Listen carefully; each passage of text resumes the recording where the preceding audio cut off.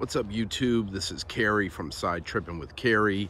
Sorry I'm a little bit late on this Veterans Day tribute, but today we're at St. Francis Catholic Cemetery here in Phoenix, Arizona, and we're visiting the grave of a World War II veteran, or actually I should say we're visiting the cenotaph of a World War II veteran. He was an airman, flight engineer on a B-29, who, along with the vast majority of his crew, was lost over the Pacific in the waning months of World War II.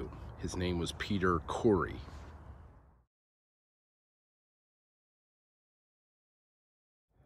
So Peter Coury, again, was a flight engineer on a B-29, and just a little bit about this cenotaph. This particular headstone is really unique in that it's one of the more prominent ones here at St. Francis, and it's unique in that it's got a etching here in stone of a B-29 along with a picture of First Lieutenant Peter Coury.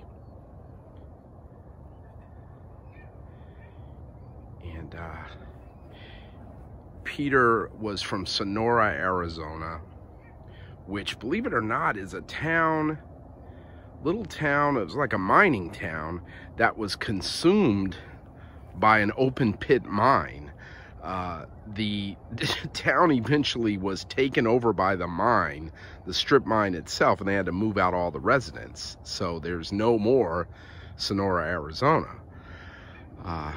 But getting into Pete's story a little bit, again, he was a flight engineer, and they're the wings for a flight engineer. And so he was responsible for kind of maintaining the engines, for letting the pilot and the co-pilot know how much fuel they had left, to get back and forth, how from their base to where they were bombing and back. He was also responsible for the maintenance of the engines, to make sure they were running right, that kind of thing, and to monitor them. And along with the other like flight controls and things of that nature. So again, Peter, on this particular mission, they were going to Osaka, Japan, for a bombing mission, and this is in June of 1945. The war with Japan was over, I want to say, and I forgot to look this up ahead of time, but I want to say it was late August of 1945. So this is very late in the war, and they were part of like a 400 plane raid over Osaka. And as they were flying to Osaka, they were attacked by Japanese fighters, one of which shot up part of the pilot compartment, damaged some instruments, but they were able to fly on. They flew to Osaka, they were able to drop their bombs, and then the pilot, who was a First Lieutenant Anderson, decided that he was going to make it to Iwo Jima, which had been taken over by that point, and they had a field, an airfield constructed just for that purposes, for landings of bombers that had trouble over their targets, or that had mechanical issues or battle damage or what have you.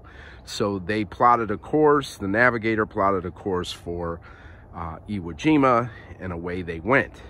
And so they were on their way, and this is a really kind of a miraculous story. If you look up the name of the bomber, it was called the Super Mouse, and I'm going to put up a couple of pictures of Super Mouse and the crew standing outside of it, which includes Lieutenant Coury here. And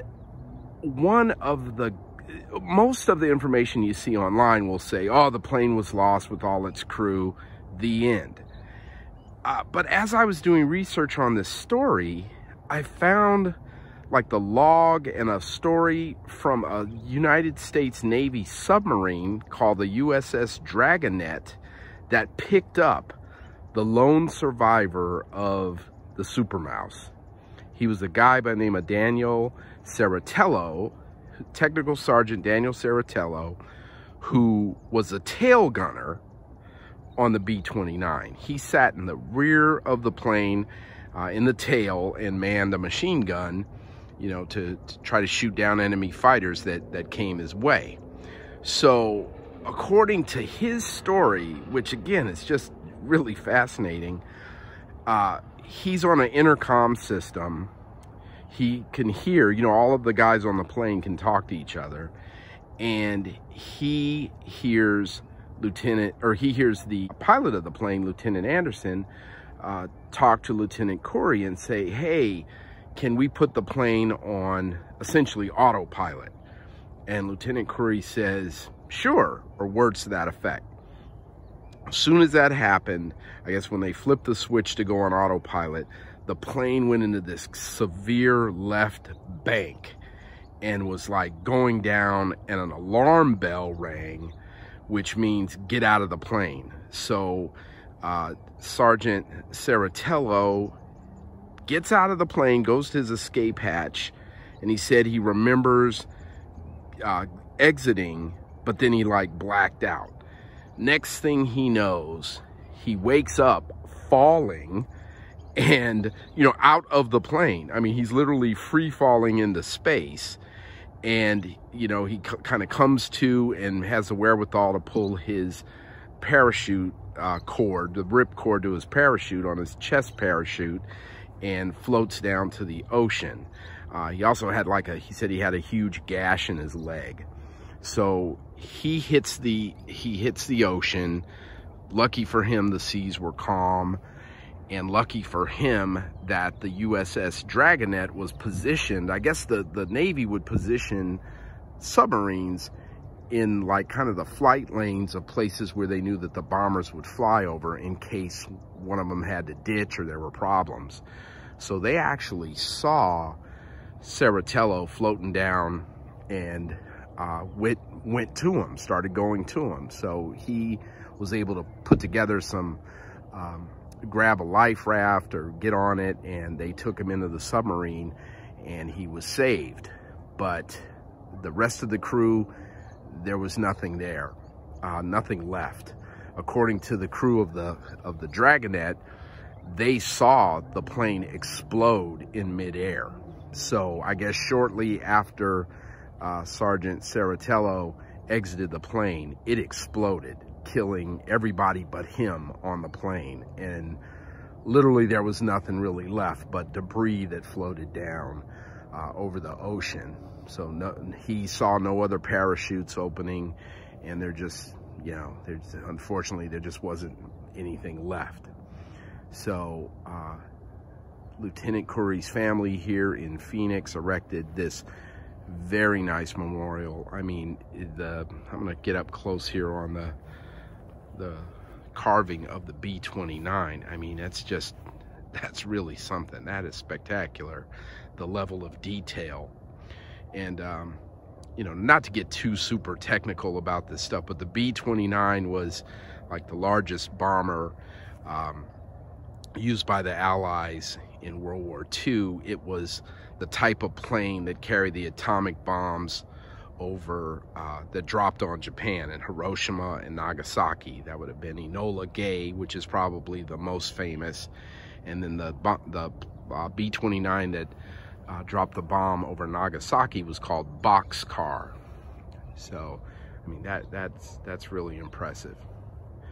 And you know, the Coury family, it's funny because my dad used to buy all of his cars. He loved Buicks, and he would buy all of his Buicks from this guy in Mesa named Tony Coury. It was Tony Coury Buick. And then he got into GMC trucks, and then I think they closed the Buick dealership down, and it was Tony Coury GMC, which is still around.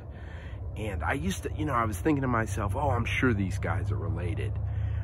And then there's a family of lawyers. There's a judge with the same last name and he has a brother who's a private attorney. And I met both. I've appeared in front of the Judge Coury, and I met his brother, and they kind of look alike. But I don't know if any of these guys are related to this particular Coury family. You know, at first I go, you know, I'm thinking Phoenix back in the day, you know, and these places have been around forever, and these guys have been around forever. I'm sure they're all related, but, you know, I think Coury might as well be a name like, I don't know, Garcia or Smith, you know, pretty common. So I'm not sure if there's any family relation, but there are members of Lieutenant Coury's family that are buried here alongside this very nice cenotaph. And as you can see, there's some fresh flowers. And I've been coming to the cemetery quite a bit, and I've always seen fresh flowers on this cenotaph and this memorial. So there are people out here that still remember Lieutenant Coury. It's a little bit after Veterans Day, but I think this video is appropriate. So rest in peace to Lieutenant Coury and the crew of the Super Mouse. Sergeant Serritello passed away, I want to say, in 1990, but the remainder of the crew passed away with Lieutenant Coury back on June 1st, 1945. So again, rest in peace to all these brave men. And that is going to do it for this particular episode of Side Tripping with Coury. If you like the content, please give it a like. If you have any, you know, comments, please leave some. If you like the channel, please look around, check out the videos that I have, and consider subscribing. Again, I hate to keep harping on it, but I'm trying to get to 500 subscribers. I'm right at a little less than 400, and it could really use a boost to get there, so I can kind of post more content, you know, in shorter formats. But I can't do that until I hit that 500 subscriber threshold. So again, thanks a lot. I hope you guys had a good Veterans Day, and we will see you on the next one. Take care.